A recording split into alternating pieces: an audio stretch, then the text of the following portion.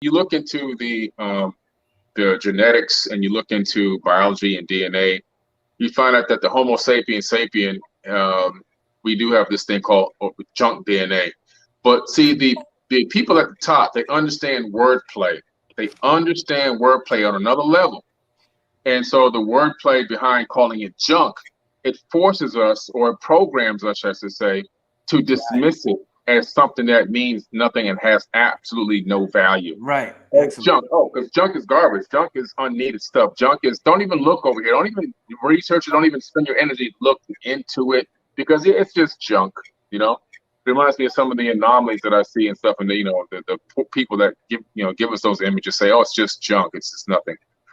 So what we have to understand is that this junk is not junk. When these people tell you that something is worthless or garbage or junk, that's when you need to look into it the hardest. That's when you got to go, you know what? They're trying to cover something up.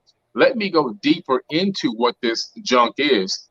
And as you begin to dig deeper, you realize that as you go down to different levels of hominid that existed on this planet, that a lot of these nodes, a lot of these DNA nodes were connected in the past. And right now, this version of Homo sapiens sapien, they've been purposely disconnected. But and this is in ancient stone tablets. What I'm saying, this is coming from stone tablets, and then combining that with research at Harvard University and Stanford University. Now they found that this disconnected DNA energetically is still connected to something because it's still firing off and sending and receiving information.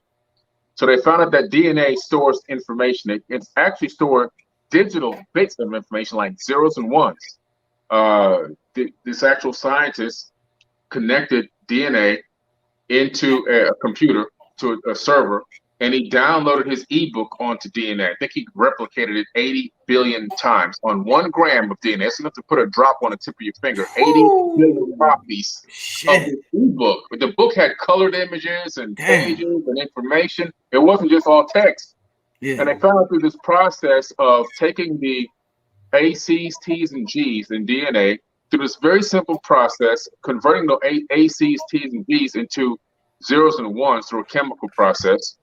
And then once you have this laid out in zeros and ones, you can encode data onto the DNA directly. Mm. And then through a reverse process, you can convert the zeros and ones back into A's, T's, C's, and G's. And then you can upload that information back up into a server. So this is like really interesting stuff. So I started digging a little bit deeper and finding out that DNA is a storage medium. And the DNA in one human body can store 13.5